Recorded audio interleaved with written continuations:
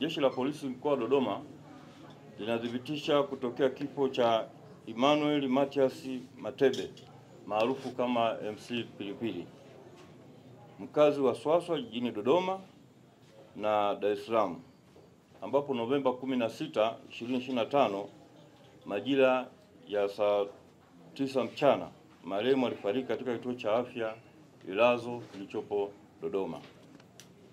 Kabla ya kufikwa na umauti, majira ya saa 8 mchana, msaidizi wake Hassan Ismaili alipigiwa simu na mtu asiyefahamika na kuomba wakutane naye, na baada ya muda walifika watu watatu asiowafahamu wakiwa na MC Pilipili ndani ya gari dogo jeupe, na walimkabidhi MC Pilipili akiwa na hali mbaya na wao wakaondoka.